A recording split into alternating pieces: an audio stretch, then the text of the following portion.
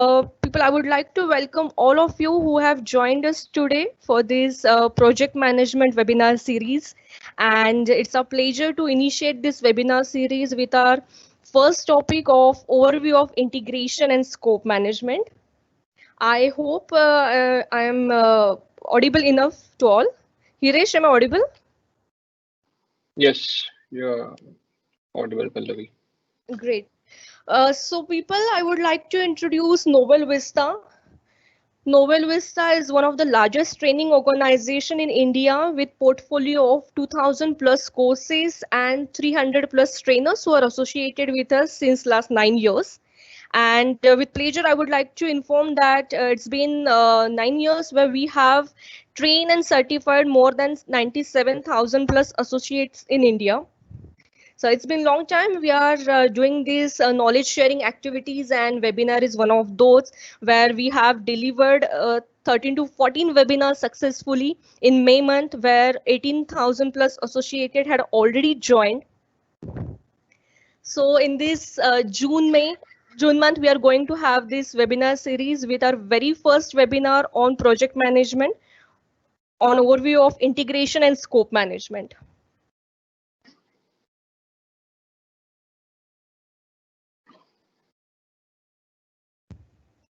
To introduce our speaker today, I would like to introduce Mr. Hiresh Ponikar. He is the product manager at Volkswagen India. After audience demand, with great pleasure, I would like to introduce our speaker, Hiresh Ponikar. Hiresh is a product manager at Volkswagen IT Services. He's a very young and visionary leader who has 11 years of experience in his career span. Hiresh has delivered project management webinar in May month for NovelVista, and it was very successful where 1,400 associates had joined. And on that request, we are going to have this project management webinar through Hiresh. Hiresh is a PMP certified project manager and experience in facets of product management, encompassing product strategy, product vision, product roadmaps, channel enablement, balancing these pursuits between technology topics and channeling it further from business case to business model. He has been instrumental in shepherding current program automation strategy, resulting to capacity expansion and quadrumpling operation for cloud and infrastructure topics at Volkswagen IT Services. Hirish has completed his engineering in computer science from one of the reputed engineering institutes from Nagpur University. Hirish leads a strong team of around 40 plus resources in multiple domains of his core expertise. In today's webinar, Hirish is going to guide us about overview about integration and scope management processes with its inputs, tools and techniques, outputs, how to develop project charter, how to develop project management plan, and many of the topics. So Hirish, I would like to welcome you on this platform again, and I am sure all the audience are very much eager to interact with you and to take this initiate. I would like to invite you as a speaker now, and you can take this ahead. Thank you, Pallavi, for the thrilling introduction. Good morning, participants. Good morning to the new ones, and good morning to the ones who have renewed their interest in my webinars and are also joining the second phase of it. So in the first phase, as Pallavi has introduced myself, I will just give you a short, brief introduction. Myself, Hiresh Ponika. I work as a product manager for Volkswagen IT Services India. I work in the technology domain of cloud and infrastructure services, encompassing Microsoft Mobility, Microsoft Productivity, and Microsoft Cloud topics.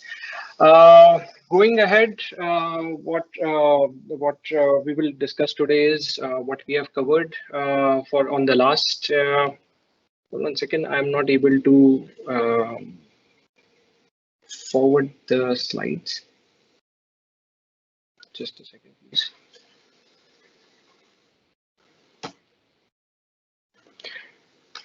Pallavi, can you give me? Yeah, thank you.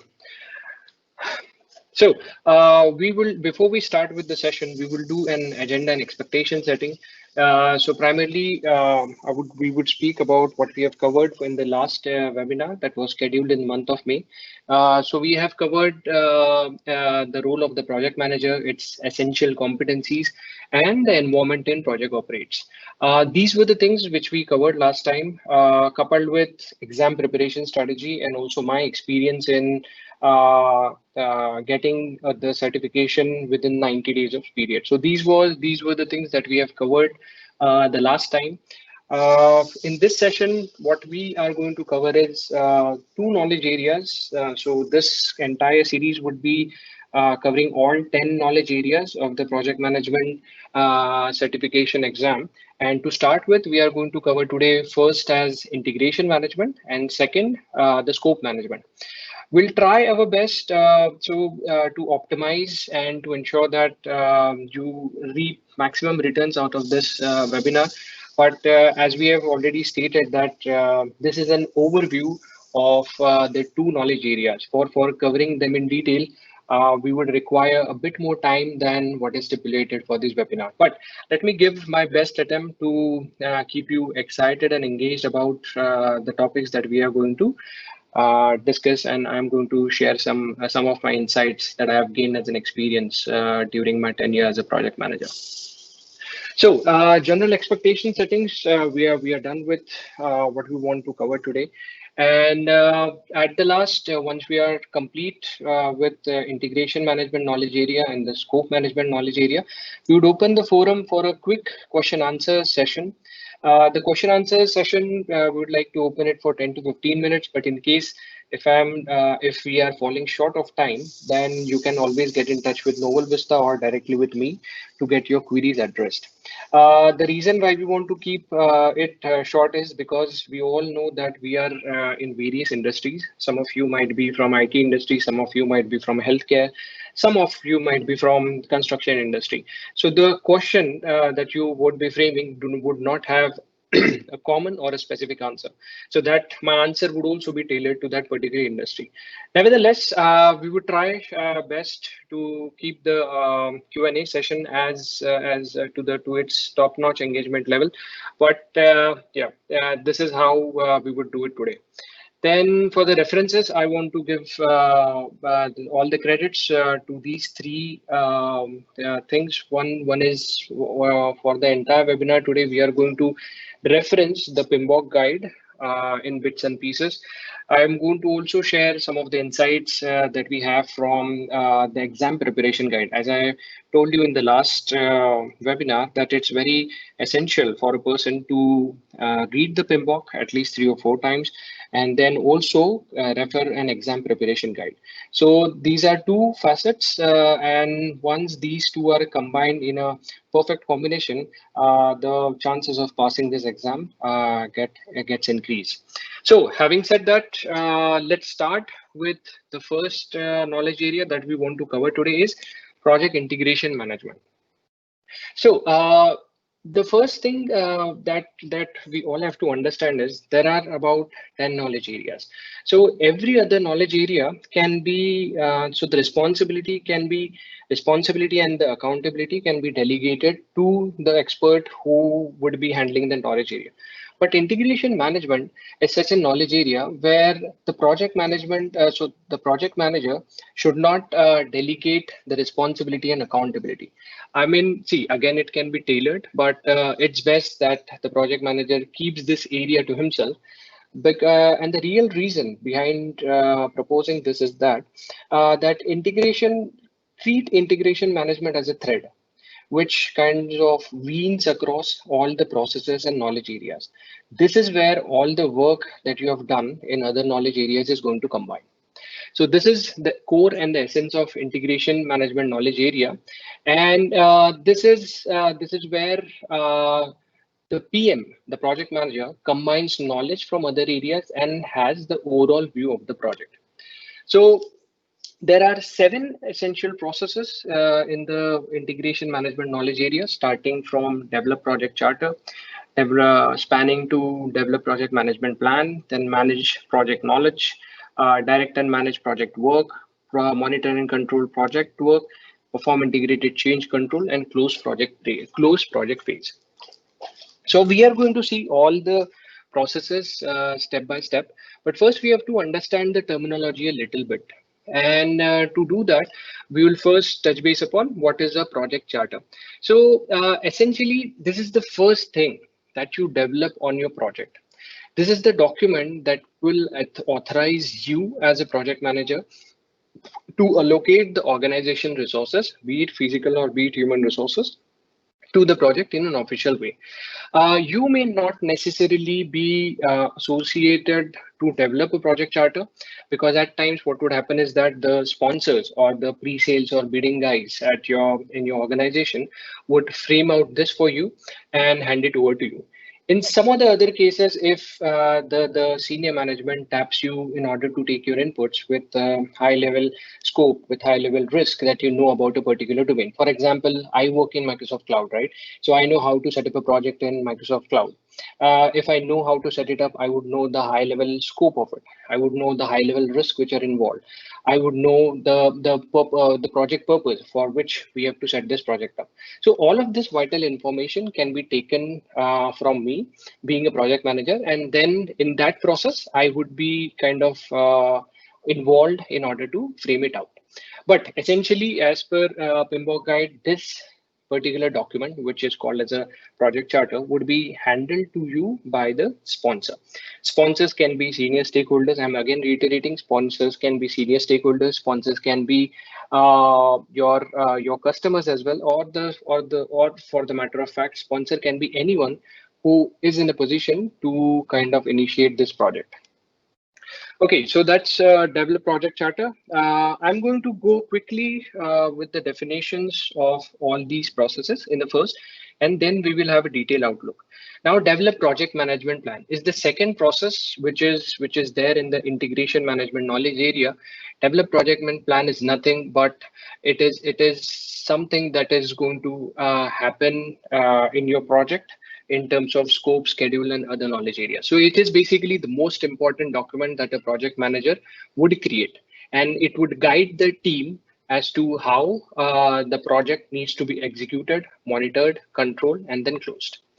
So this plan would essentially encompass a lot of subsidiary plans, a lot of baselines. So primarily the scope baseline, the schedule baseline, the cost baseline, and some of the other change-based tools. So we'll again see what this process means, what are the input tools and techniques involved, and then we would see on the third part, which is the execution process group, which is direct and managed project work.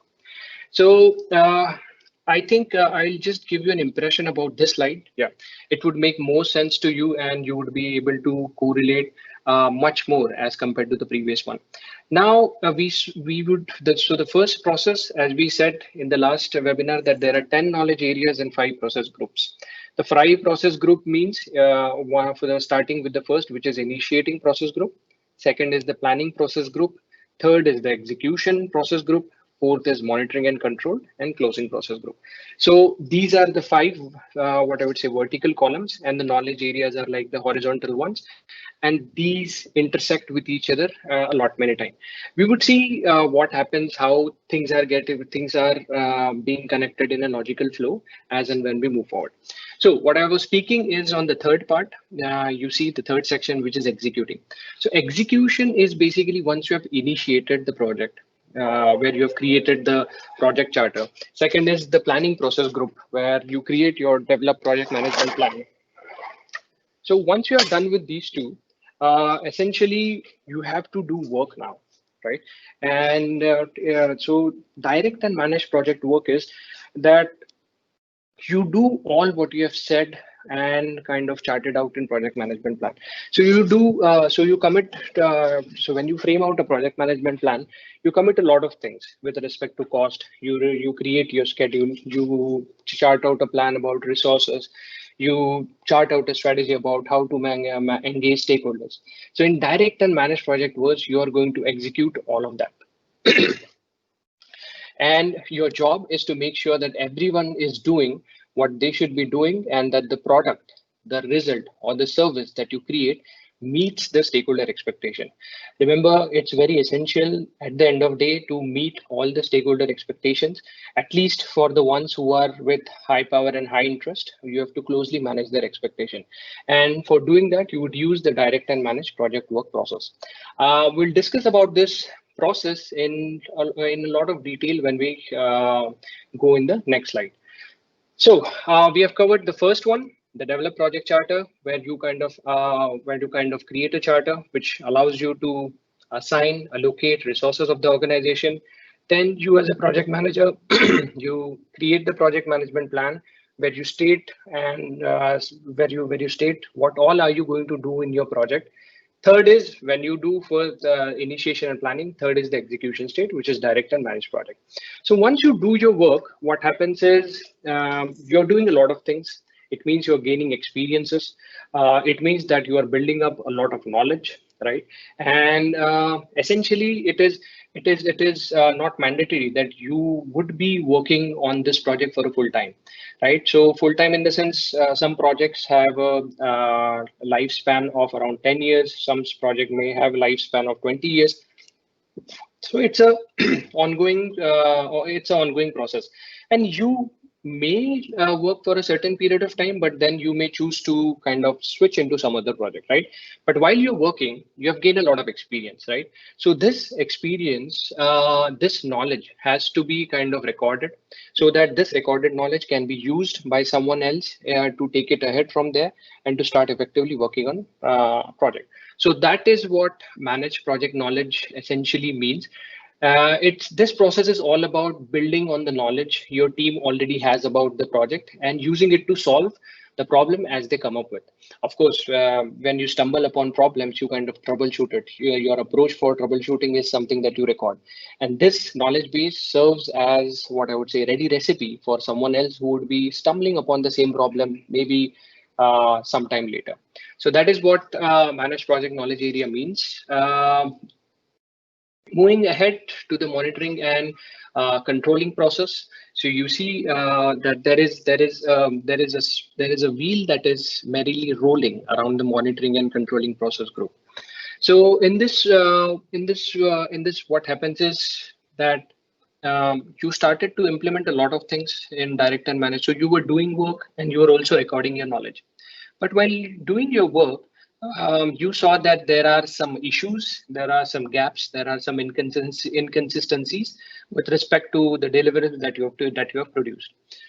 So you will monitor those things, right?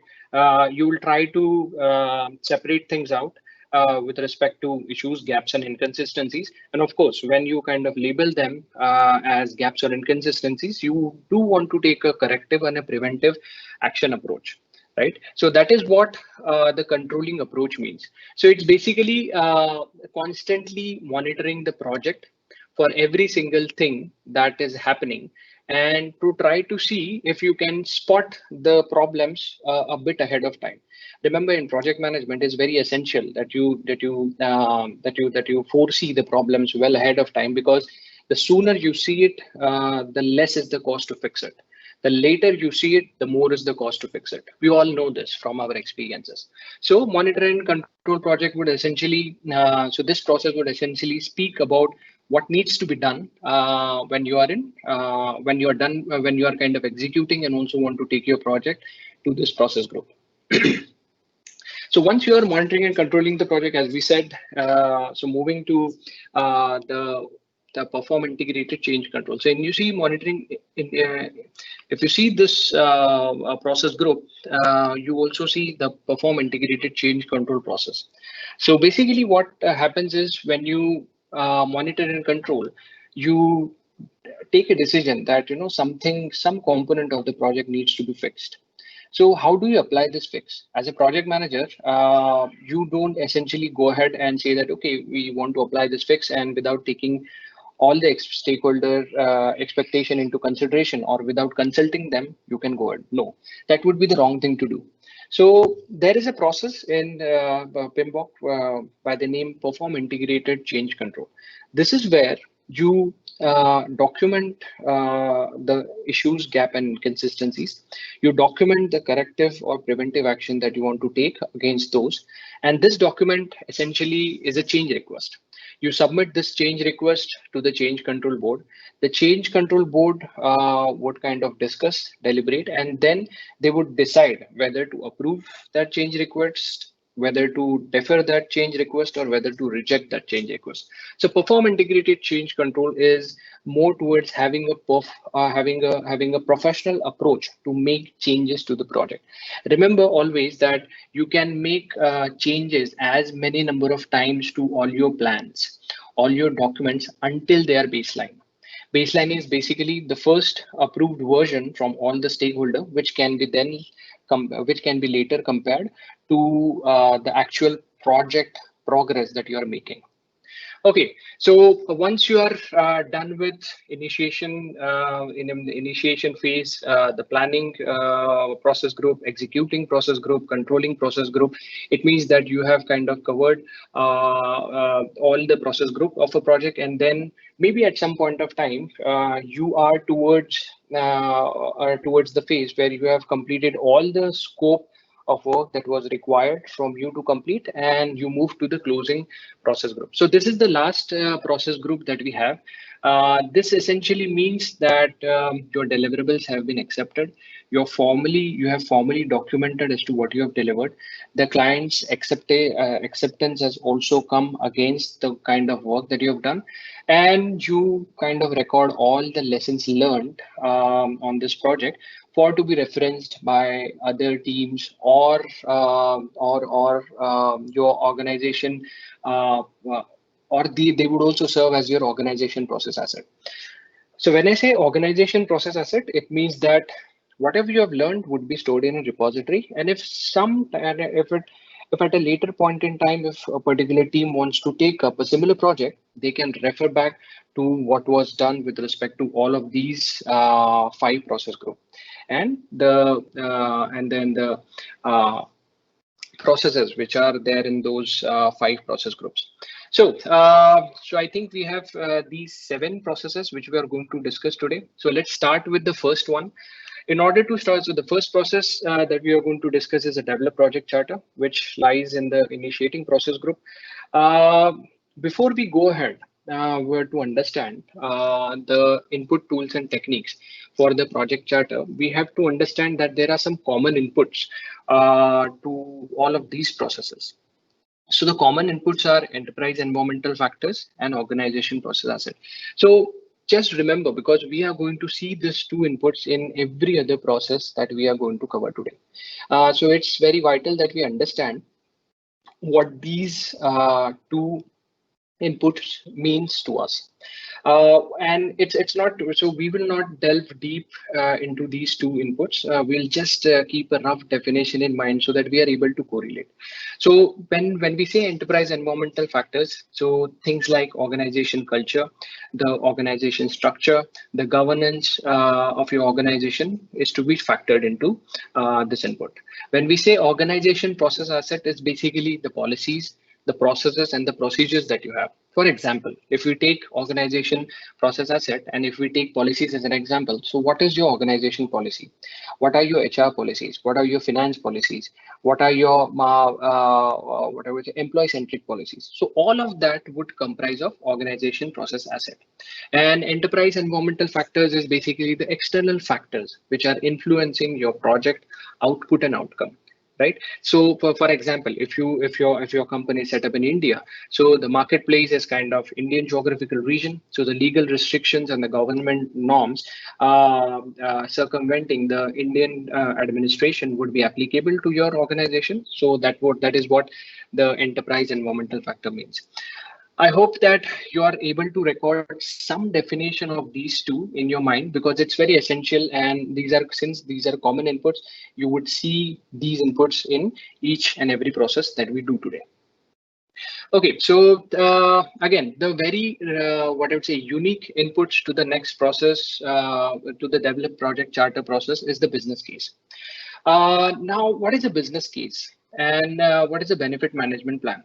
So benefit management plan basically would be how you realize benefits in very simple terms. Okay, and business case is basically a document which describes necessary information from the business standpoint to justify whether the outcome of the project is viable with the kind of investment that is required. Of course, it's a very simple thing.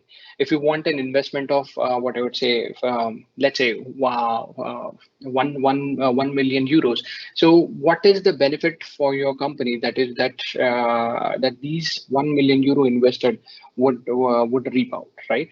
So it's commonly used by so the business case is a document which is commonly used by executives to make a decision whether to go for a project or whether to kind of dump it down. This business case document might be created because of a lot of things. One or two might be the market needs, the technological changes, or the legal requirement. So this is what the business case means, and the way this is kind of charted out. What I've written is a very generic format. You may tailor it accordingly, or your organization would also have a business process artifact which can be used again and again. So essentially, it should have executive summary, the business description, and until the financial plan. We are not going to discuss each and every other thing because we would then deviate ourselves and focus more on business case and benefit management plan. That I don't want to do in this webinar. So, but what you should take a page is that these two are the very essential inputs that you would have in the project, develop project charter process. Of Remember, when I'm saying that you would develop project charter process, it means the sponsor and not the project manager. Okay, so please keep this in mind. So the first process group, develop project charter. As we discussed that, if you see on the left hand side, and this is how you are going to see the PMBOK and read it when you are opening. And I strongly recommend to each one of you that when you open PMBOK, these are the interfaces you would see the first. So basically, what you have to understand is the inputs that are required to complete one particular process.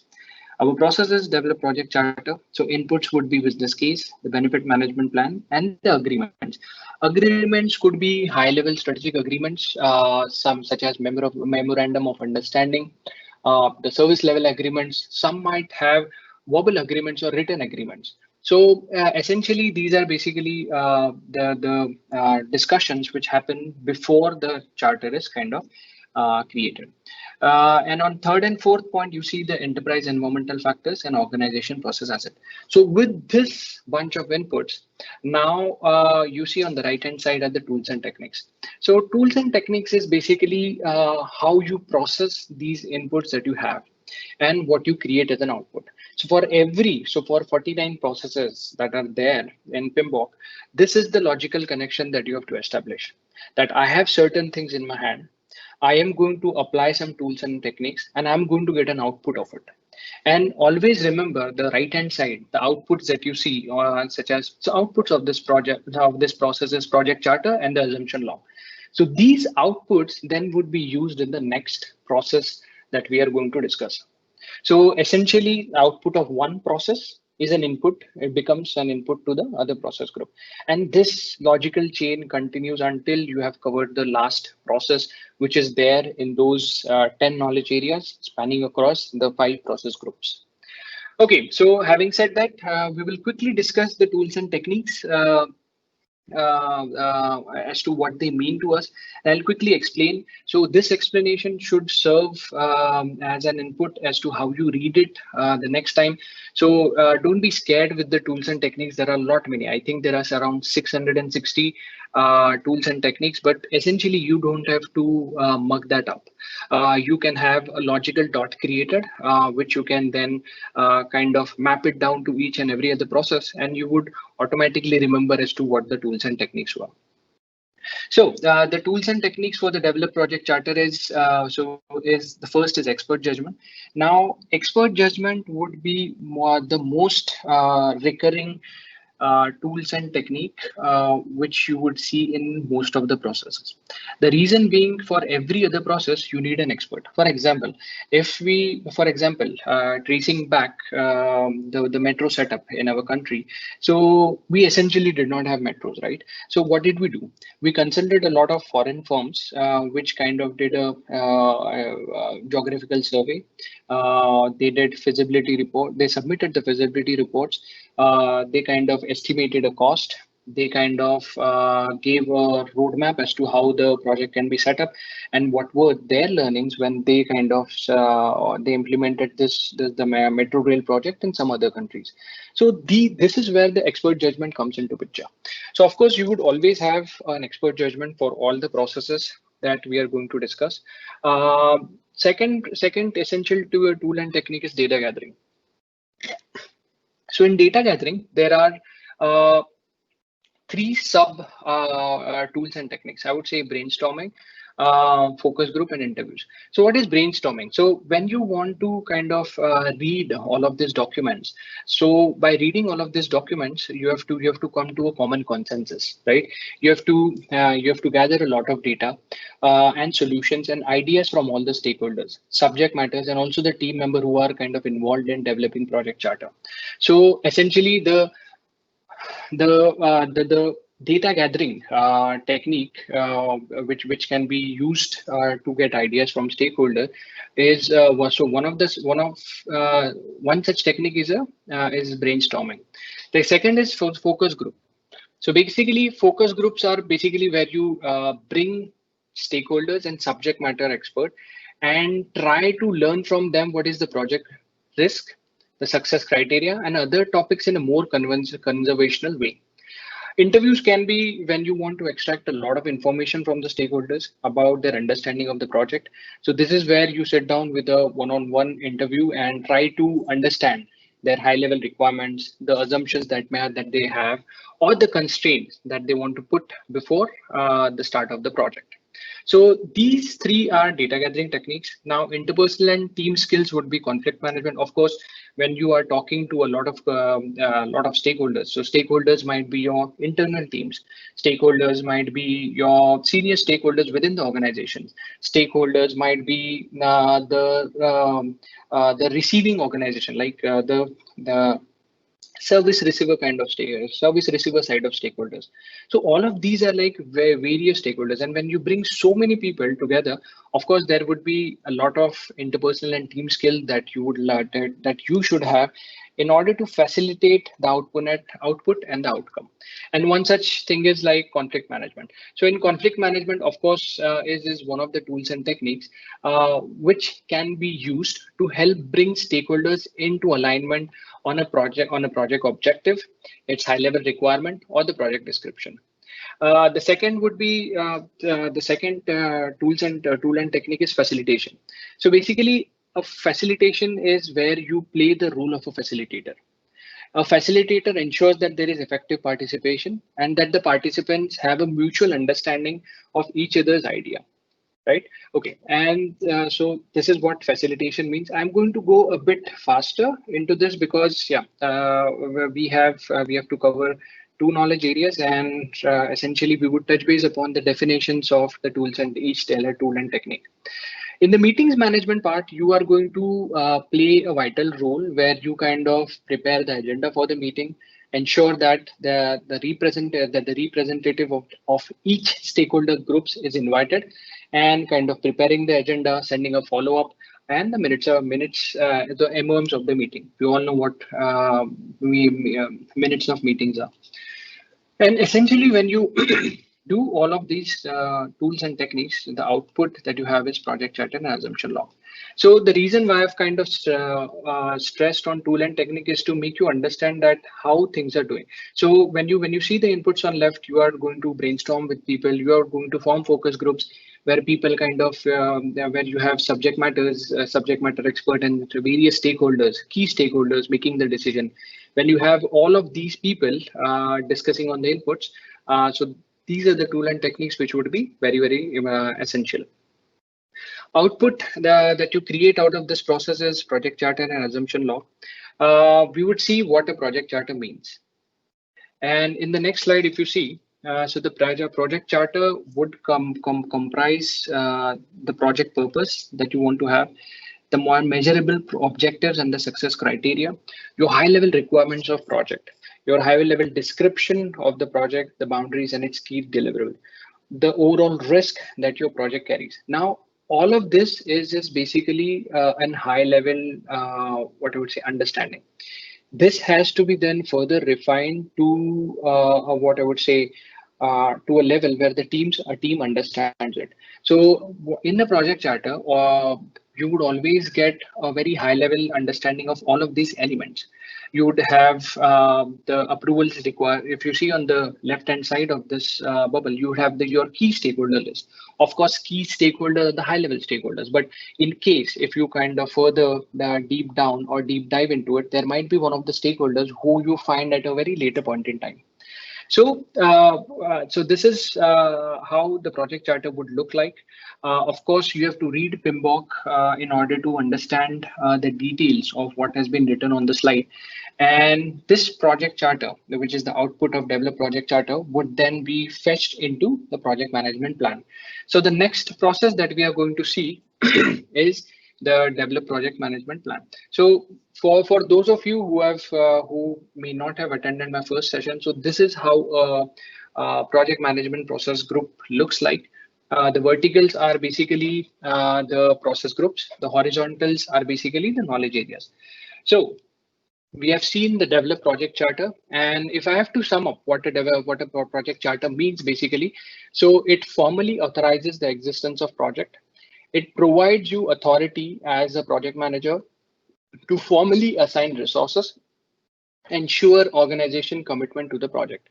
So once you have the project charter, it means that your project is kind of approved. The organization commitment stands tall towards your project. And as I said in the very first, this project charter is kind of developed by a sponsor who is sponsoring the project. A project manager may or may not be involved while developing the project charter. Okay, so since now we have covered the initiating process group and we have covered the first process, let's move to develop project management plan. So in develop project management plan, as we said in the as we said, first let's understand before even going to what the process is. Let's understand what the planning process group means. So the planning process group is where you figure out how you are going to do the project. This is where you think about everything that will happen on your project, and you have to try and plot a course of action in order to complete it with fewer error as possible. So while you kind of try and accomplish what you have aimed for, you have to also foresee a lot of problems, a lot of risks that could occur in the lifespan of the project. Keep a tab of it and keep it in such a way that it is monitored and controlled and brought into integration change control process. So planning the project is when you really take control of it. You write exactly what you are going to do in the project management plan. So this process would essentially mean that you define, you prepare and coordinate all the plan components and integrate them into project management plan. If you see the scope management plan, the schedule management plan, so these are kind of the subsidiary plans which are associated to the project management plan. So let's understand what this process is all about. Let's move forward. Yeah. So if you see in the process group, so the input is project charter, and essentially I would want to draw your attention to output from other processes. So output from other processes means there are other 9 knowledge areas. So your scope management plan, your schedule management plan, your cost management plan, all of those would be kind of fetched as an input to project management plan. Though this is the first, what I would say, knowledge area that we would cover, but all of that would be kind of fetched as an input to this process. And of course, the common areas would be the common inputs that you see over here is enterprise environmental factors and organization process assets that we have already discussed. Some of the tools and techniques would be the same. So we are not going to discuss all of that. because we just saw in detail what are brainstorming, what are focus groups, what are interviews. One thing which kind of pops over here is checklist. Checklist is nothing but it's a guide that your organization may have to guide the project manager in order to develop a project management plan. Nothing more than that. And the rest of the tools and techniques are quite familiar from the previous process. And the output, as you see, is the project management plan. Now, there are three components of project management plan. One is the subsidiary management plan, which is which is the scope management plan, your requirement management plan, your cost, your schedule, your quality, and resource management plan. So these are kind of the management plans, which are a component, subsidiary plans, which are a component of project management plan. Another area which is very important is that your project management plan would also consider the baselines. Remember at the start of the session, we spoke that what's a baseline? So baseline is basically the first approved version that you have with respect to a particular baseline. So there are three types of baseline. One is the scope baseline, one is the cost baseline, and the third is the schedule baseline. So as I said, let's take the example of scope baseline. It's an approved version of your scope statement, your work breakdown structure, and your associated WBS dictionary. Okay, don't be a bit surprised. Yes, I have not covered the WBS and WBS dictionary. We will see that in the scope management knowledge area.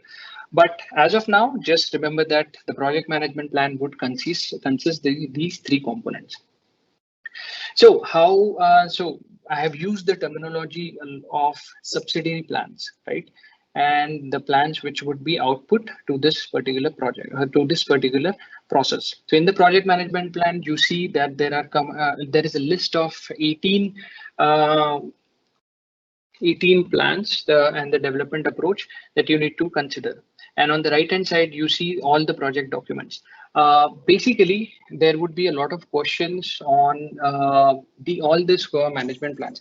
So you need to study the management plan in much detail because as of now, we might not be able to cover every other management plan in a lot of detail. That is where you have to read the PMBOK, you have to take an exam preparation guide as a reference and try to understand the finer aspects of it. So these would be the project documents, which are going to be very essential, starting from activity attributes to the test and evaluation document. Every document has a particular section wherein it would give you a detailed understanding of what it comprises. And that has to be kind of what I would say by-hearted, because with these things, you are going to get a lot of questions. And if you have a detailed understanding of all of these plans and these documents, I think your 30 or 40% of the work would be done. Okay, so going ahead, now the third process. Before starting the third process, please allow me to take a short, what I would say, pause over here.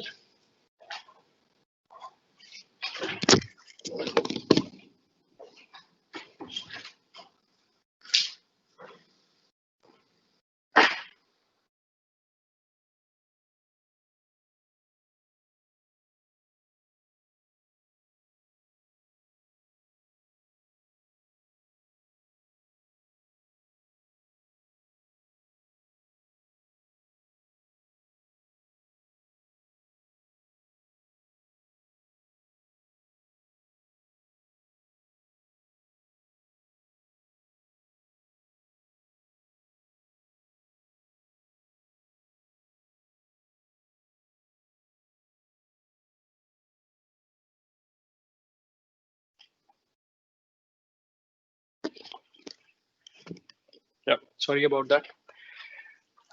Okay, so we have covered the develop project charter process and the project management plan. Now, next thing, as we spoke at the very start of the first slide, is that you have to do a lot of work, right, in your project. Once you kind of initiate the project and once you kind of plan the project. So direct and managed project is where you do all the work. Now, what do you mean by doing this work? Right. So if you see the inputs, there your project management plan, which was the output of the previous process, is there as an input.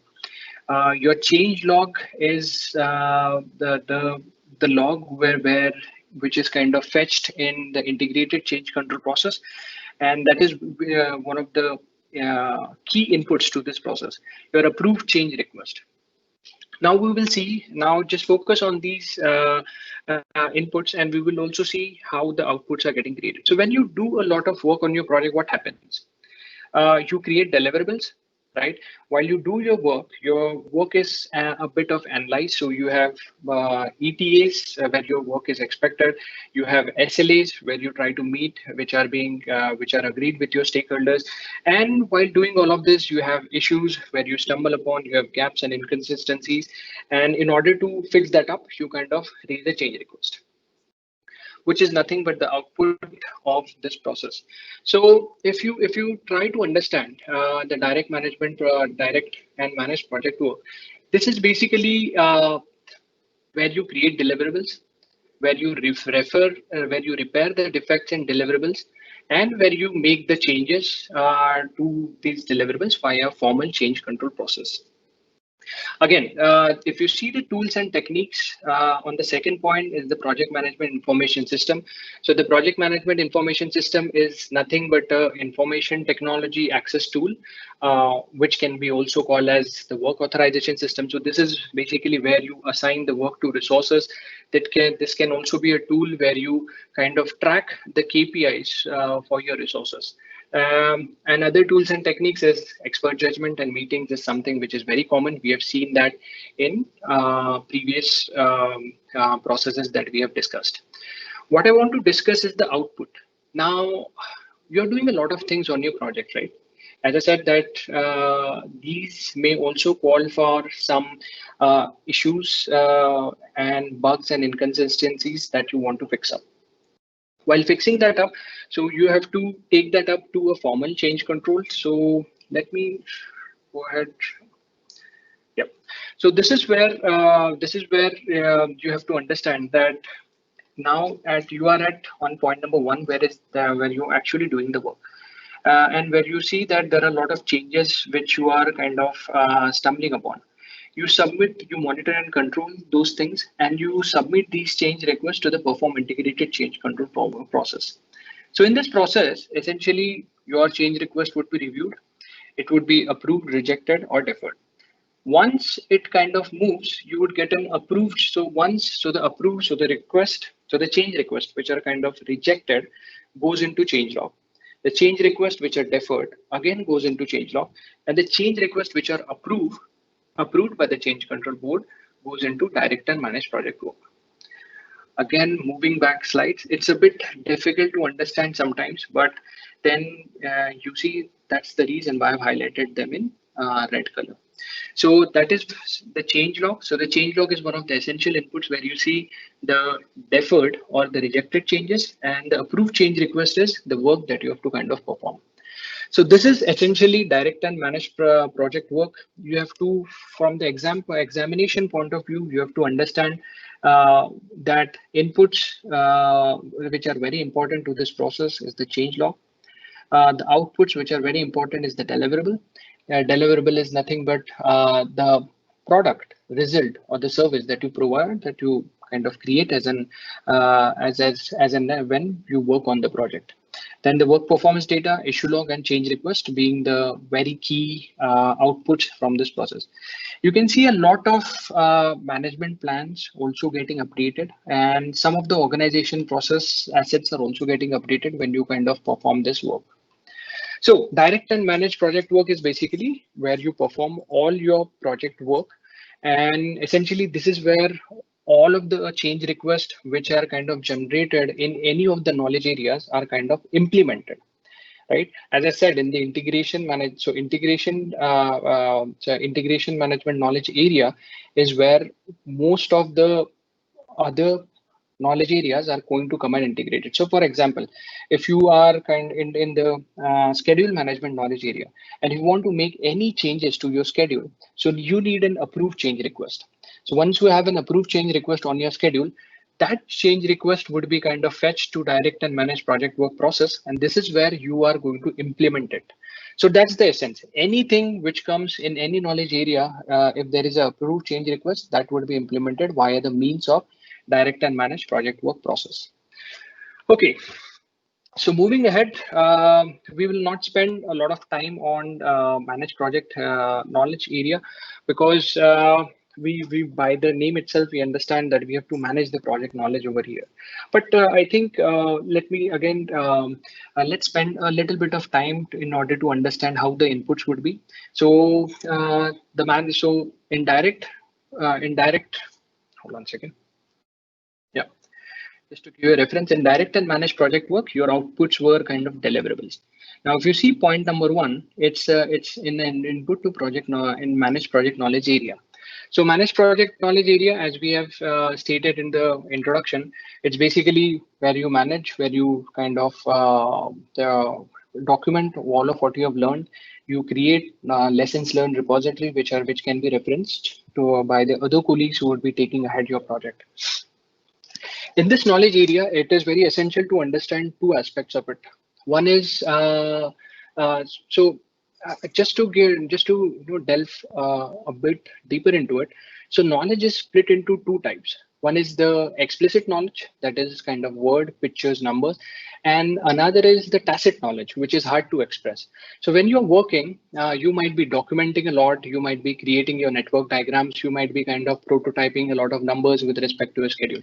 So that goes in explicit knowledge, which is available as a ready reference to to the entire organization. But what about the tacit knowledge, which is hard to express?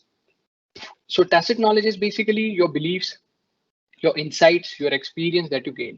So all of that has to be shared with the team members.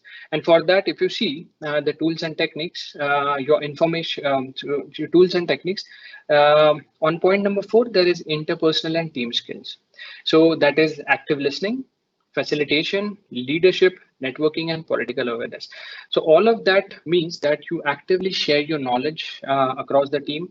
Active listening is basically the art where you listen to a lot of stakeholders, understand their expectation. Facilitation is again you acting as a facilitator in order to conduct these knowledge sharing systems, knowledge sharing webinars. Leadership is where you guide, lead, and direct the people that you have with reference to whatever knowledge you have gained, and networking, political awareness should follow. So I hope we have touched base upon the managed project knowledge area, and one of the essential in outputs of this process is lessons learned register. This is where you document all of what you have learned in this project. And information management, as you see in the tool and technique, it is all about creating libraries of information that people both within and outside the project can use if they run into similar situation to the ones your team is kind of encountering. The main document which is produced by team to describe what they've learned is the output of this process, which is the lesson learned register. That is where knowledge management comes into picture, and it becomes very important to have that as a part of your project management process group. Okay, so let's move ahead with monitoring and controlling process group. So as we discussed, so monitoring is an aspect of project management which is performed throughout the project. You have to continuously monitor your project because it gives you an insight into the health of your project, right? It identifies any area that may require a special attention. So continuous monitoring is required, as we all can agree to. Now, what is controlling? Now we are understanding monitoring part. Let's understand what is controlling part. So controlling part essentially means that you determine your corrective and preventive actions and plan them and plan whether the action taken to resolve the issues are kind of valid or invalid. So this is what the monitoring and controlling process essentially means. And when you kind of identify what needs to change, then the next process group is perform integrated change control, where all of the change requests that you have proposed are going to get considered. They may be approved, deferred, or rejected as the change control board seems them fit. So let's see the input tools and techniques and the outputs. One thing that again, I think I missed to touch base upon in the last slide is work performance data.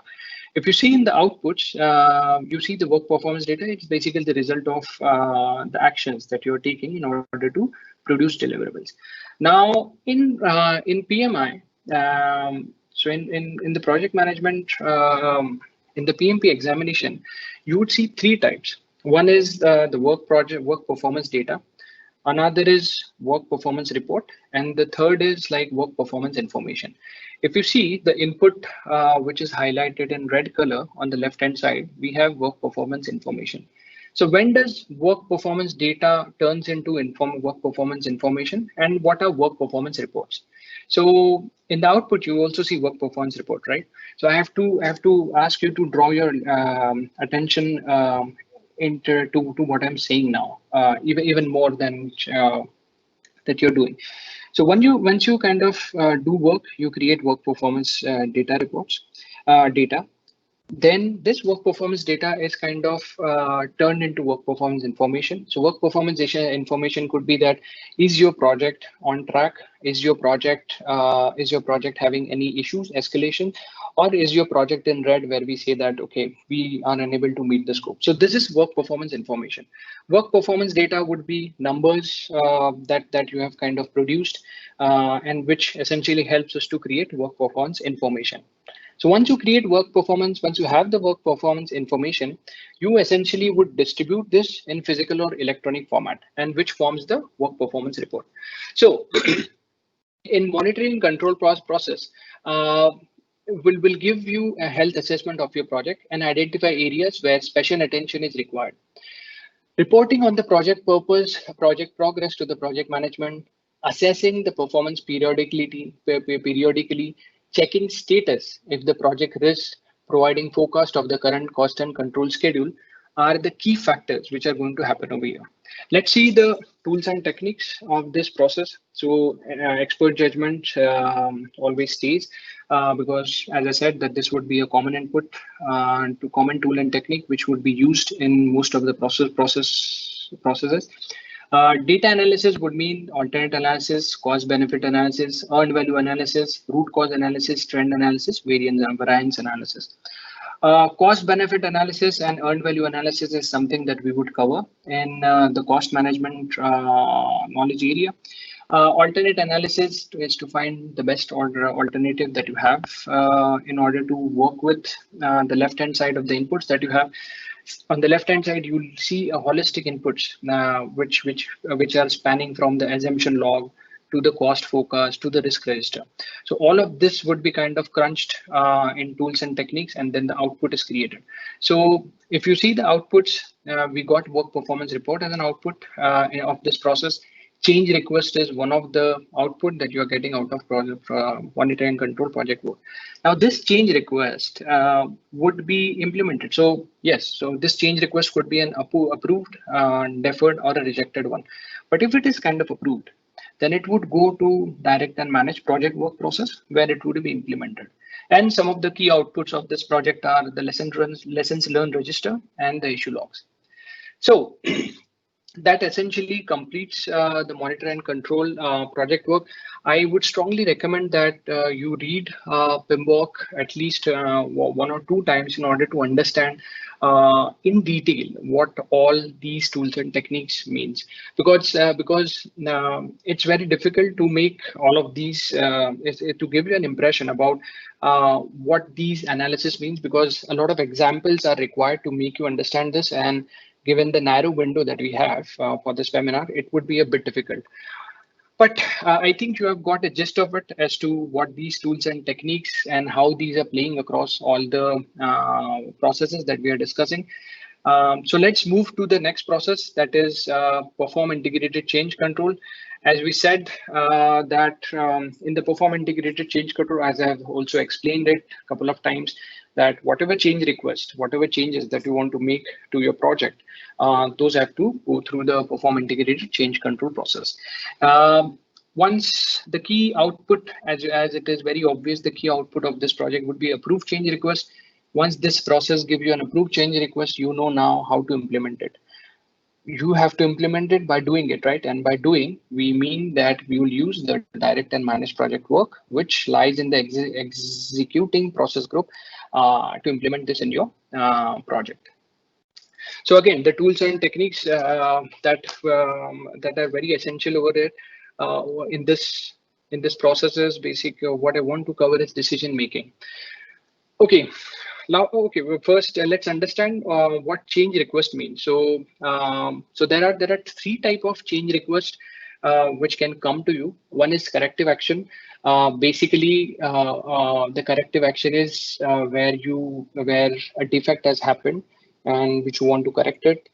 Preventive actions could be you see that there is a certain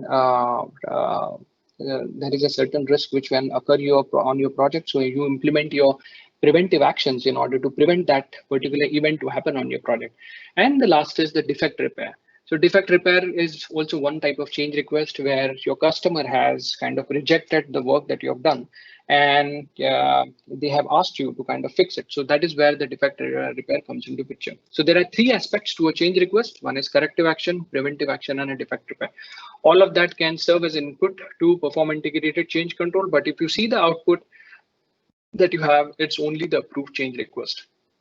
All the deferred change request and the rejected change request would go into the change log, and that's why I have highlighted them in red. So to take an overview, the perform integrated change control is conducted from start of the project through the completion, and it's the ultimate responsibility of the project manager. So project manager cannot delegate this responsibility to someone else. Change requests can impact the project scope, your product scope, as well as your project management plan. And as we said that you can make n number of changes to your project management plan, but then that can only happen before you come to a baseline. Once the baselines are established, for any changes that you want to make to any plans, you have to have a formal change request. Okay, so I think we have covered almost a rough overview of this, what this process means. So let's go to the last process in the integration management knowledge area, which is kind of closing project. So what I want to keep this as very short because we may in our day-to-day lives we may not see a lot of project closing that we do, but in any case, let's understand what is closed project. So basically, closed project is where you have completed all of the work that you have to do, and then you have taken you have submitted your deliverables to the customer. The customer has formally accepted those deliverables, and you have submitted your final report. So of course, then in the tools and techniques section, you would analyze a lot of documents, because on left hand side, you see there are very key inputs which are there. One is like project charter. So everything that is being created as an output in most of the processes that we have seen, you see a lot of inputs are getting flooded over here. So the project charter, the project management plan, your accepted deliverables, your business documents, even the business case and benefit management plans, the agreements that you have done with the customer. So all of those are acting as inputs over here. So all of this would be kind of analyzed. There would be a trend analysis which would be done. So trend analysis could be how your project has done with respect to what were expectations. There could also be variance analysis tools and technique which can be used in order to ensure that what you have committed is what you have done. So the key outputs of this project would be that first and the foremost is the lessons learned repository. And your final report. So your final report would consist of summary level description of the project, the scope objectives, whether they are met, whether they are unmet, your quality objectives, the quality objectives that you kind of use to evaluate the project, the verification and the actual milestone delivery dates, the reason for variances, if there were any, and so on and so forth. And the final product, service, or the result that you have created as an output.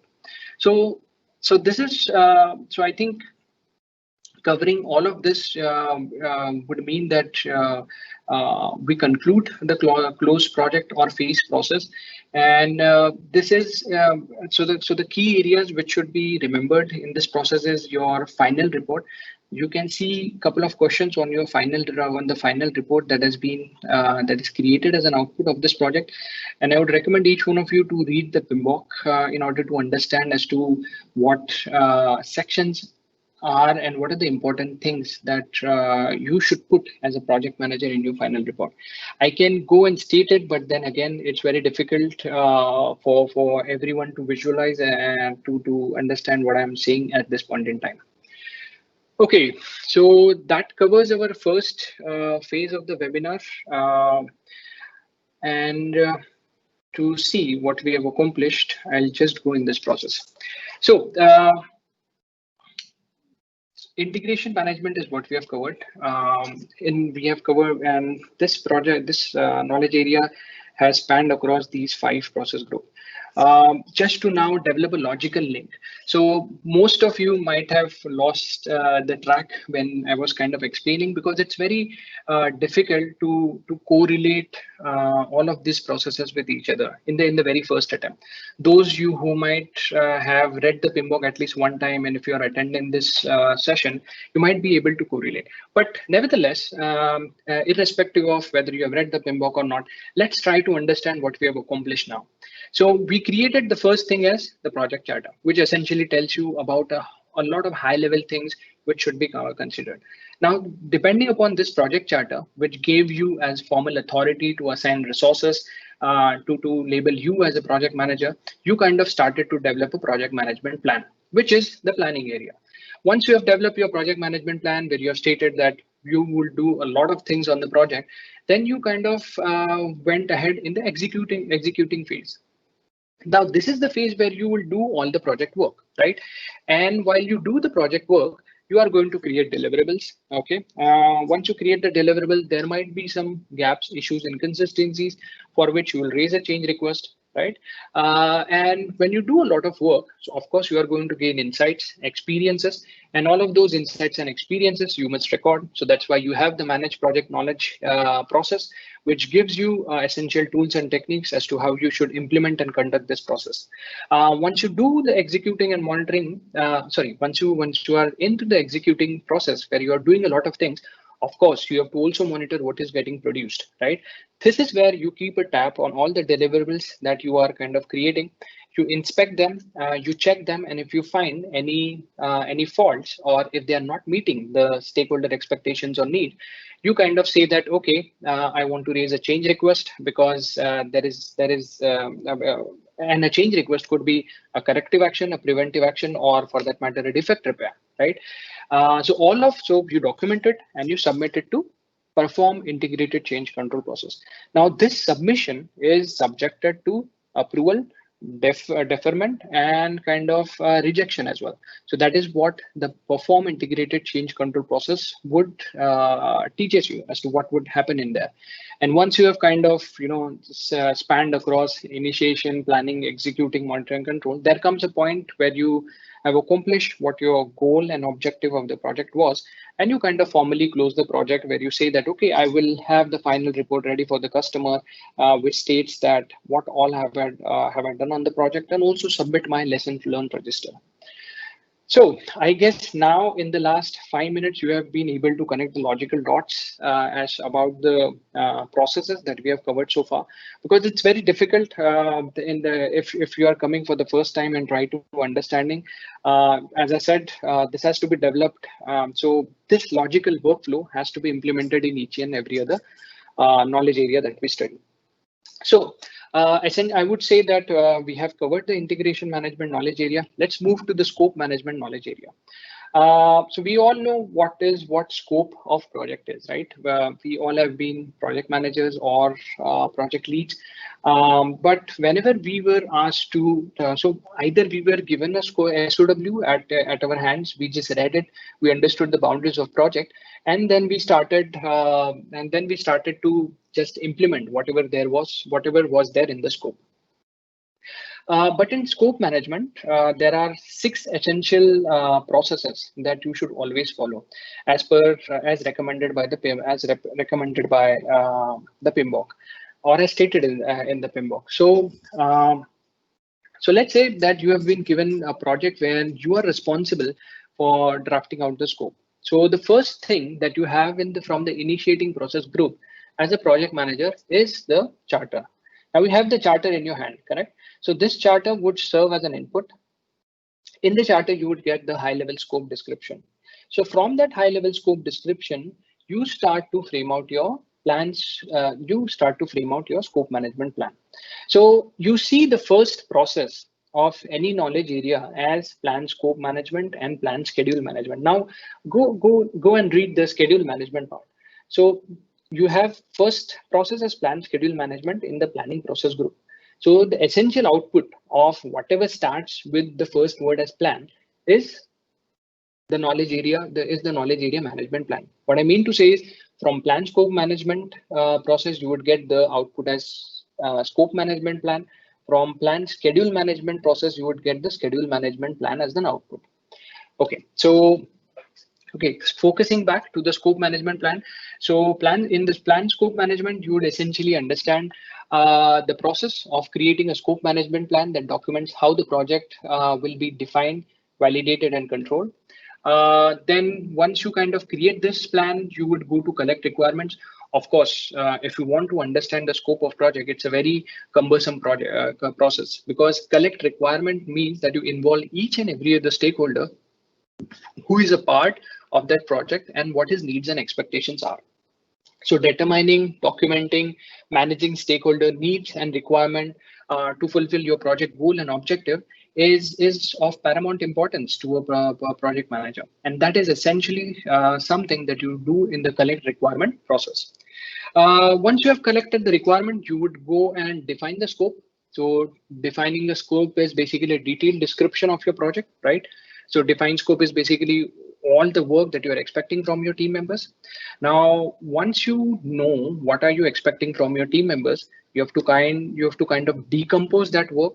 So if I say that I'm going to build a metro, if I'm going to build a metro in Pune region, or for that matter, any region of India, so I need to understand of all that what I want to achieve. How can I decompose it, right? So drilling, feasibility study, then putting up the pillars and whatever goes into a metro project. Those small things or the work packages you have to define. So you would basically you would basically decompose the high level of scope into smaller components, which can be allocated to people or particular vendors that from where you want to fulfill it. So essentially, you would create a work breakdown structure. Now, there would be a lot of what I would say patterns to work breakdown structure, whether you want to do it at a component level, whether you want to do it at a project level. So we would see all of those patterns in this processes. In the create WBS process. Then in the monitoring and controlling group, of course, what you are planning needs to be validated. So validation is where you get a formal acceptance of the work that you have kind of delivered. In the control scope process, it's basically again the monitoring the status of the project and managing changes to the scope baseline.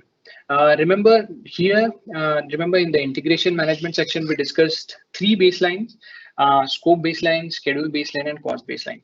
In scope management, we will discuss what the scope baseline means. So now you've got an overall impression about what scope management knowledge area was. So it's 6 processes. So before even starting with the finer details of it, let's understand. You would first create a scope management plan. Then you would gather requirement from the customer. You would define the scope once you have kind of gathered all the requirement. Once you know the high level, once you know the detailed scope, you would kind of divide it into smaller chunks, which can be assigned to the doers, whatever or the implementers. And once they start implementing it, you would kind of validate the scope and control it. Control is basically monitoring and controlling, as this process lies in the monitoring and controlling process group. It would apply. So again, the check and review mechanism would be applied to it. Okay, so I guess we have now logically connected. So the reason why I did not connect it logically in the integration management is because I wanted you to first understand the individual components and then create a logical node. Now in scope management, we are going to try the complete reverse.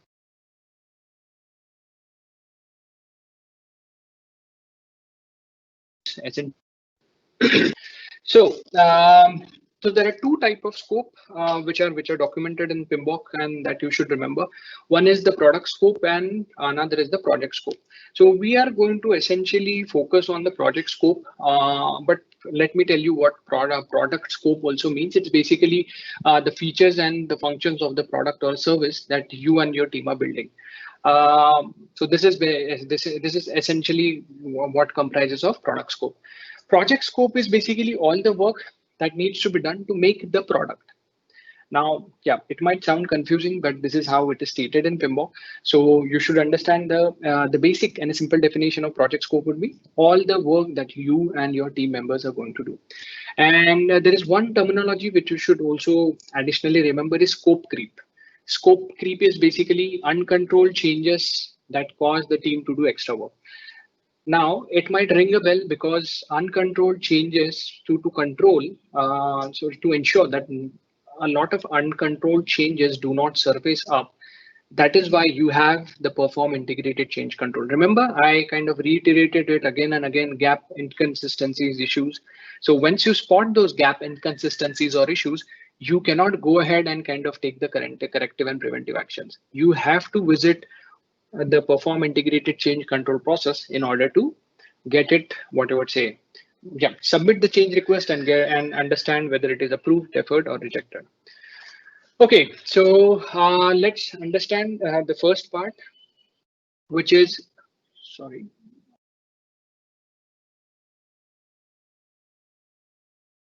I think by mistake, I just, yeah. Yeah. I think essentially we have discussed this and we would not be kind of again going through the same, but this is more or less what was like depicted in the previous figure that I've showed it to you. So first let's understand the plan scope management process. We would see what are the inputs of this process. So the plan scope management process is where you lay out your approach to figuring out what work you will do and what's out of scope. So whenever you say that I know what the scope is, you have to understand what is in scope and what is out of scope. You never touch, you do not touch what is out of scope, right? So the scope management plan keeps you on track by detailing the processes you and your team would follow as you document your scope. And as and when you figure out your work breakdown structure and also validate and control the scope in the monitoring and controlling process group.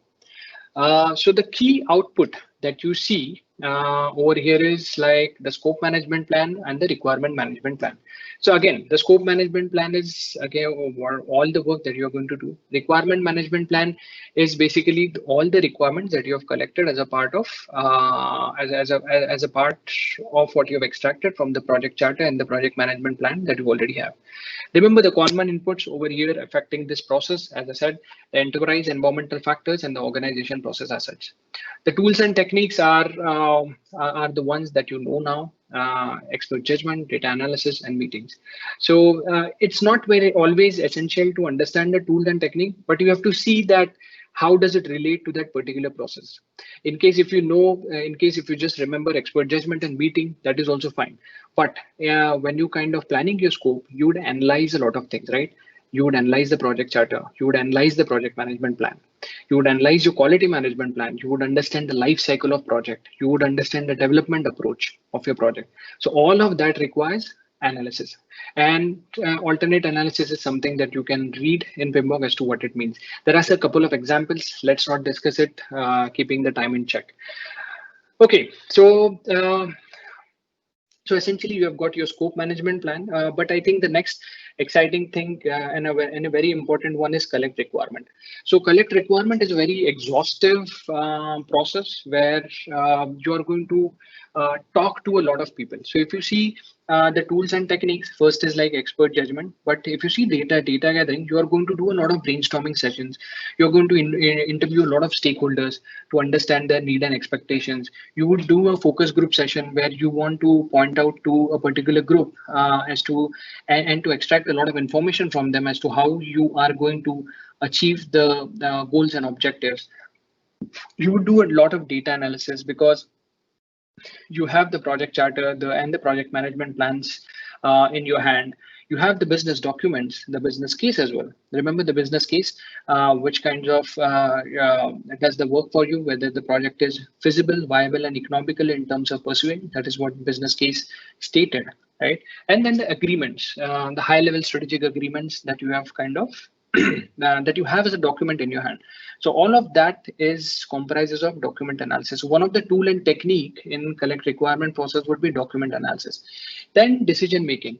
So in decision making, I don't know if you guys have read about decision making, but there are like 5 type of decision making that you do. One type of such decision making is unanimity, where kind of everyone agrees on one single solution and says that, okay, this is the way you go forward. Second is from a group of people, let's say out of 10, 6 would agree and 4 would say that we do not agree with this kind of approach. So that is called as majority, one of the type of decision making. Then another type of decision making is plurality, which means that the idea that gets most of the votes win, right? And one is like another type of decision making is autocratic, wherein kind of one person makes the decision for the entire group. So these are essentially the decision making techniques. And also, yes, one of the very important one is multi-criteria decision analysis. Is when you use the team members to rank the uncertainty, risk, and the time critically. So that is where you factor in the multi-criteria decision analysis. And of course, you use a lot of data representation techniques, affinity diagram, mind mapping. I'm sure a lot of you would know what mind mapping techniques are. Affinity diagrams are the best way when to depict when you have a lot of ideas and you need to group them so that you can do something with them, right? You create a lot of ideas, but if you logically kind of group them out, it becomes very easy to comprehend as to which one is the best course of action that you want to choose. And then again, in the interpersonal and team skills, as we have already seen in some of the projects, that we use facilitation, observation, conversations, context diagram, nothing but business models or logically connected business units, which give you an impression of a complete process workflow.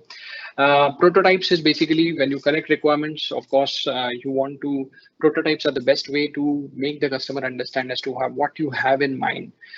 Sometimes the best way to get your stakeholders to give you an opinion on what your product should be is to how your product should be is to show them a prototype. So it's basically creating a small scale model which makes your customer understand as to what you're going to produce. Okay, so I think we have covered the tools and techniques. So this is where, as I said, in this process, you will talk to a lot of stakeholders, and you need to have good auditory skills in order to manage these people, because you want to influence the outcome, which means you want to work towards the project goals and objectives. One of the very important outputs of this process is the requirement documentation.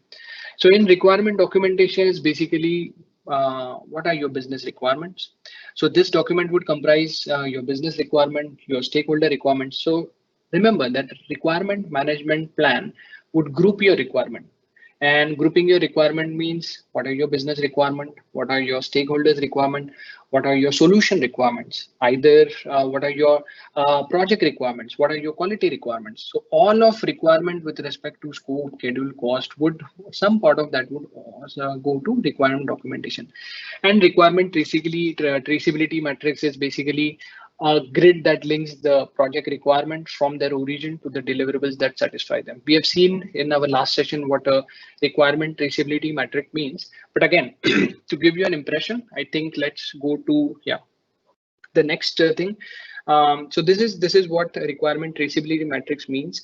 You may use the requirement traceability matrix or you may not use in your current day-to-day project work, but I think it makes sense to use it, and I'll tell you why. So when you have a requirement traceability matrix, what it helps is to ensure that each requirement adds business value by linking to the business or project objective. So these attributes help. So if you see, there are a lot of attributes in the column. So these attributes would help you to define the key information about the requirement. Your typical attributes that you use in your requirement traceability matrix would be a key identifier, a textual description of your requirement, who is the owner of that requirement, what is the source, what is the priority of that requirement. So basically, if you see, if I have to, give you a very layman example. So requirement is basically when you get a user story from one of your customer and he says that this is the most important and you should put it on priority one. And this requirement traceability matrix is a standard format. However, you can tailor it according to the needs and wants of your organization or your project as well. So, but I think it's one of the, as the name says, it's a good asset when you want to trace all your requirements from their inception to the implementation phase. So we have discussed the requirement documentation, which comprises of your business requirement and other requirement. We have also seen the requirement traceability matrix. So you might get some basic question about what's the output of collect requirement. So outputs are very essential because, as I said, these outputs would serve as an input to the next process. So the next process that we have, quickly moving to define scope. So whenever we are asked to define a scope, what is the first thing that we understand? So define scope is basically the process of developing a detailed description of the project that we are going to do. So now, when we say that we want to define scope, look at the output first. We'll talk about the input, but look at the output. What is the project scope statement? So project scope statement is nothing but the scope description, the type of deliverable that you want, the acceptance criteria, and the project exclusion. So with these things in hand, you know what are your benchmark, what is your benchmarking that you have to kind of achieve when you are creating, when you're producing your deliverables. Let's see what in the define scope section, what are the inputs. Again, project charter is an essential input because that from this is where you get a high level understanding of your scope. Then a lot of project management plans comprising of scope management plan. And if I say that in the inputs, the scope management plan doesn't necessarily mean that in your live project, it has to be a scope management plan that you would refer to define the scope. It can be some other management plans as well, but this is how it is represented in PMBOK. And the tools and techniques, again, as we have seen, expert judgment, data analysis, you do the decision making, interpersonal and team skills, and product analysis. So why these tools and techniques? Because you are going to sit down with your team in order to define scope. So it would not be a profitable game if you go ahead as a project manager and you define the detailed scope of it. Remember in the first session that we had, we said that the capability of a project manager should not be understood by his technical expertise on a project. Because if you do that, you again trigger the halo effect, right? So let's leave the technical expertise to the technical people who are involved. And that is where you have to involve the complete team when you kind of run this process through. And when you are involving the team, you have to make decisions, you have to do a lot of facilitation, you have to kind of do a lot of analysis. At some point in time, you might also seek counsel from an expert who has already defined that kind of scope. Remember, we took a metro rail example where you can reach out to an expert who has already defined the scope for a metro in one particular country where that firm has kind of completed the project. So that would be very vital information if you can get that expert because he has already done that job. Okay, so let's understand. So the foremost important output of this project is the project scope statement. Now, if you see the elements of project charter and project scope statement, they might sound overlapping or they might look overlapping, but remember there is a difference to it. Although the project charter and project scope statements are sometimes perceived as containing a certain degree of redundancy, the level of detail in each is very different. So level of detail, as I said, in the project charter, it's kind of a very high level requirement, but in project scope statement, it would be kind of decomposed to a work package level. So So that is where you understand.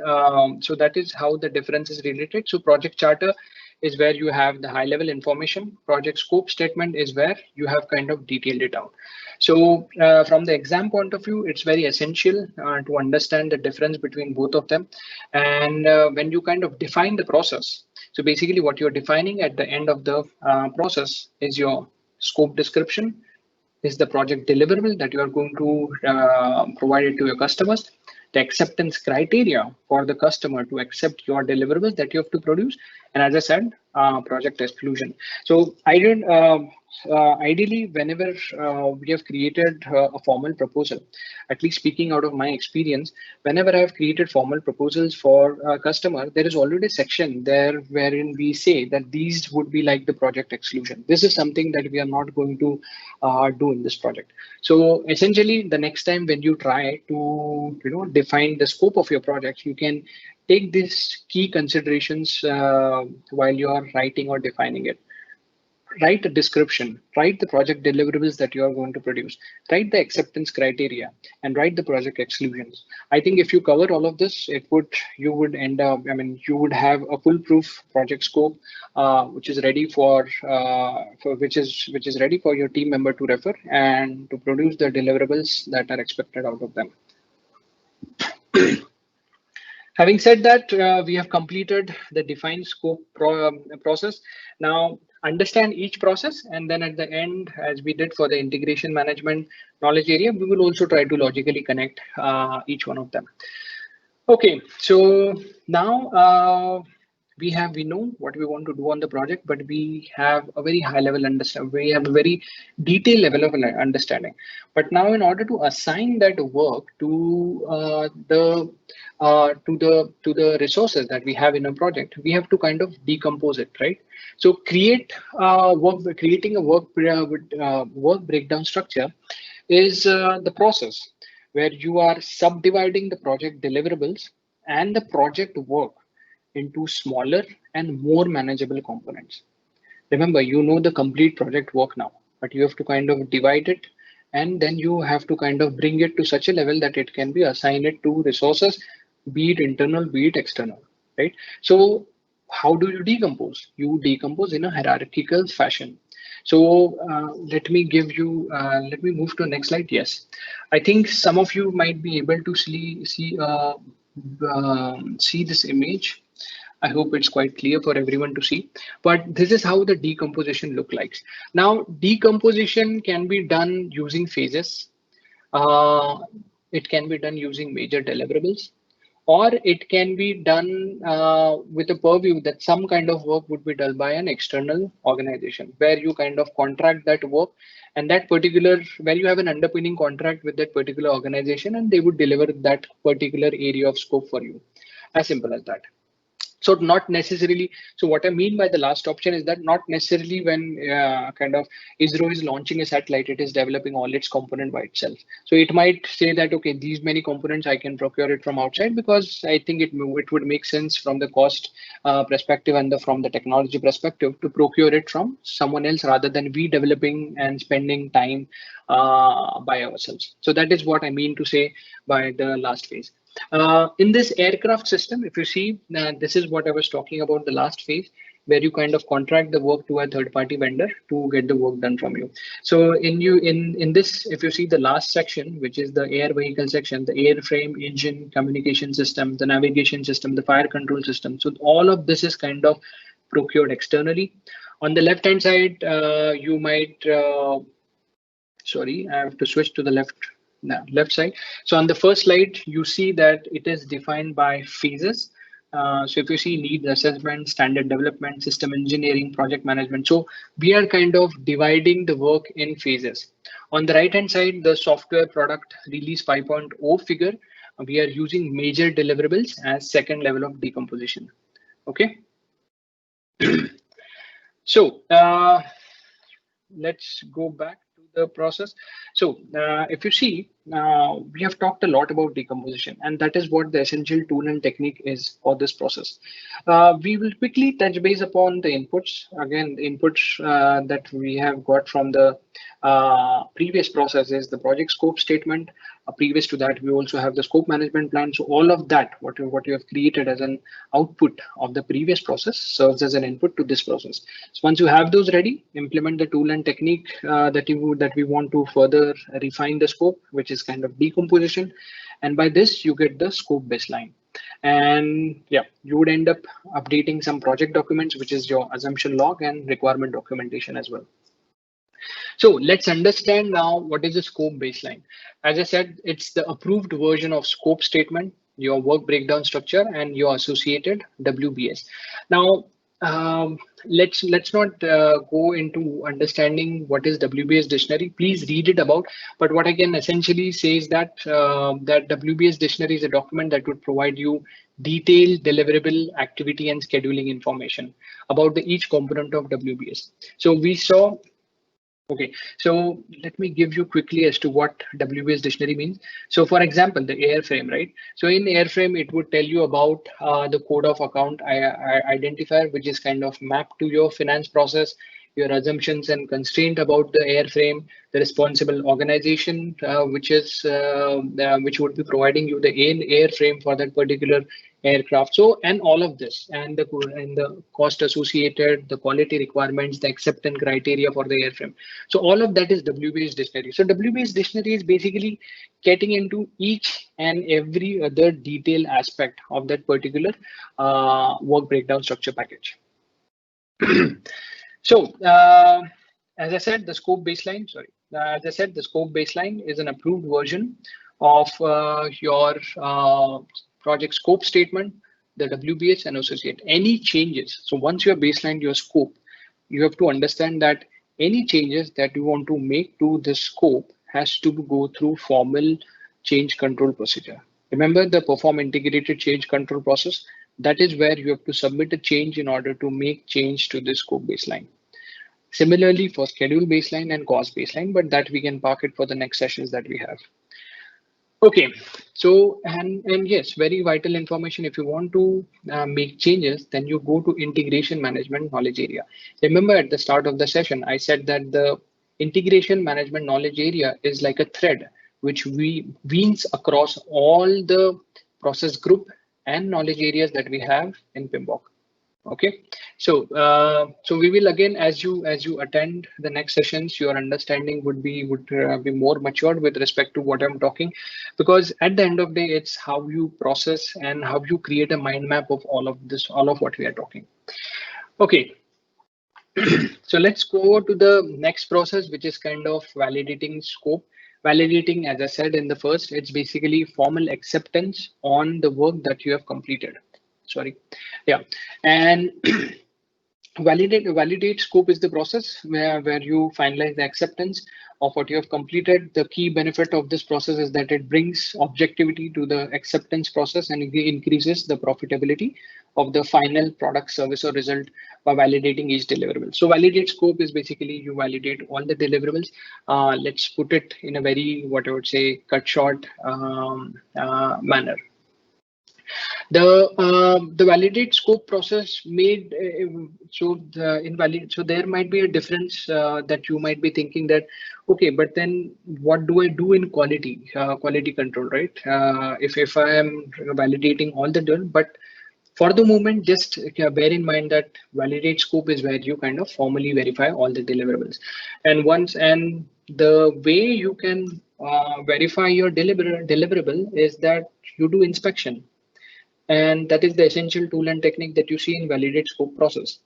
So again, inputs would be a lot of outputs that you have created in the predecessor processes.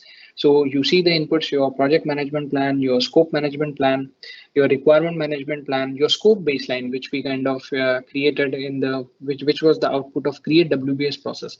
So that scope baseline is also as an input. And again, if you see in validate scope, what are you going to do? You are going to verify the deliverable. So that is also one of the input that you require. So this is how you should remember. If you require an understanding while you are appearing for the exam, and if someone asks you, okay, in validate scope, what could be the inputs? So in validate scope, you basically validate the work that you have done. And in order to validate the work that you have done, you have to kind of inspect the deliverable.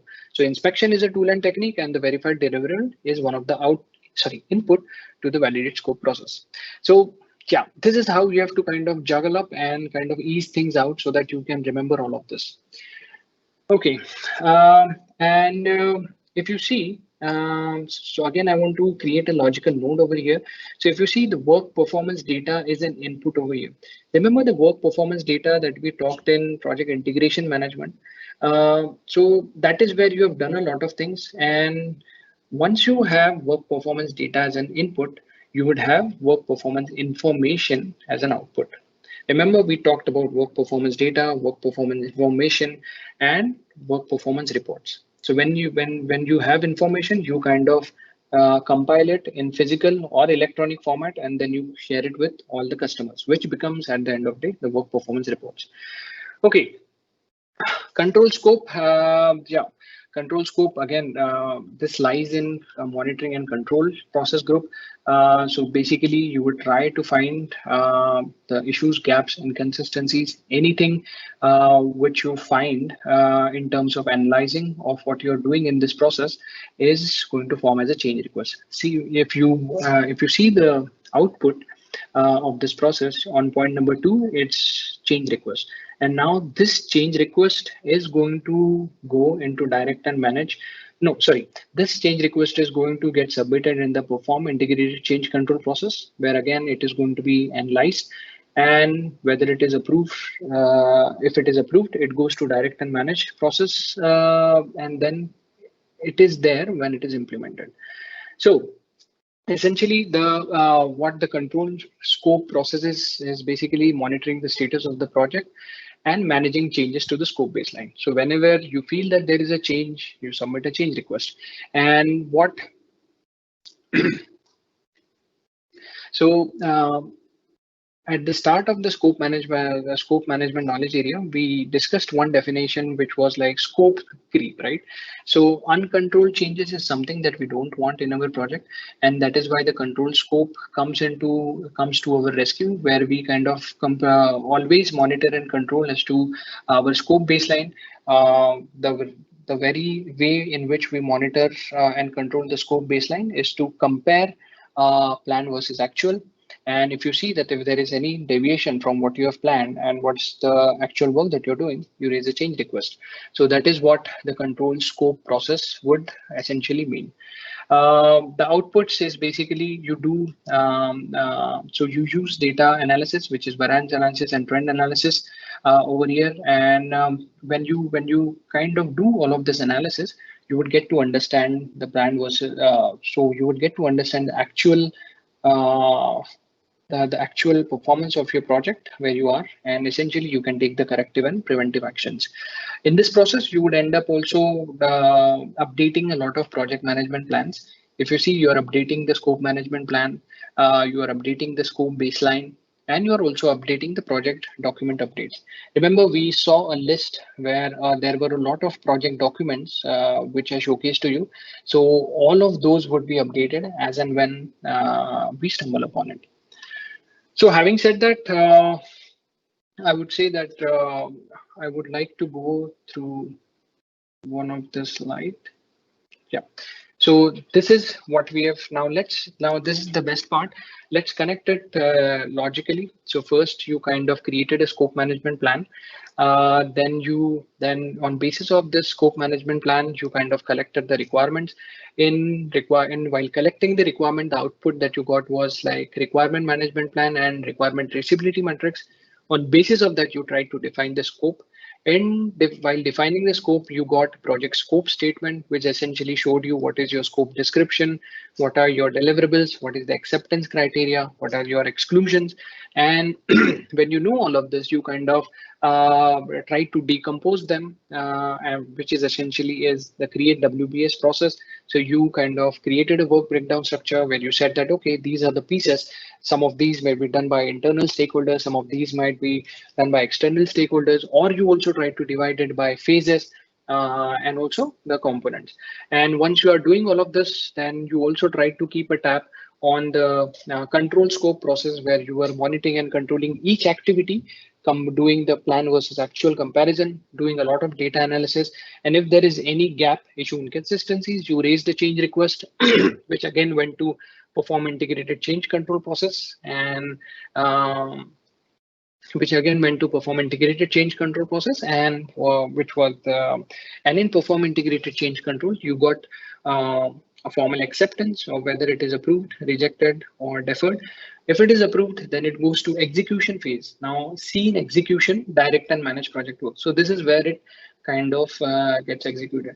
So see, a lot of hopping is getting so a lot of hopping is being done over here. So that is where so even in schedule management, whenever there is a change request, you are going to go into monitoring and control process group of integration management. That is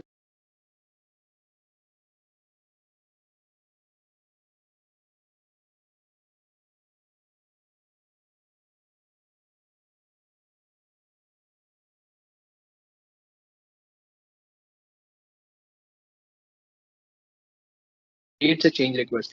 All of that is going to come back to integration management, where you do the actual execution or where you submit it for. So having said that, I think it's been quite exhaustive. I know there are a lot of things which might sound confusing, but I've given you an overview. This session cannot be taken as a study facilitation program, because in study facilitation program, we can use a lot of industry examples and talk about each of this aspect to at least for a more than an hour or so. But that is not practically possible in webinar. And what I've tried to give you an impression is an overview that how things are flowing. Now you know how to start a project. You develop a project data. Now you know what should be done in collect requirement. What is the output?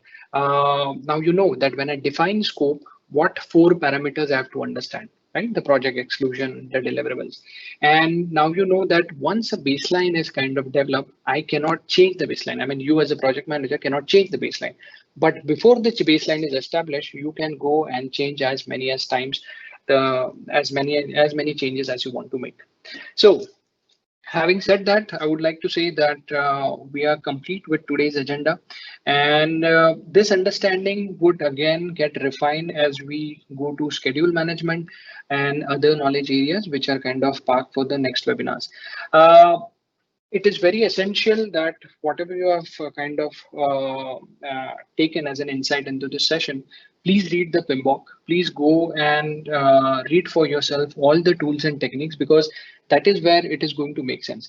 In any facilitation program as well, only that you would understand the tip of iceberg, and then the iceberg has to be explored by yourself when you read the PMBOK 2 or 3 times. And as I said, this is just an overview and not even a facilitation program.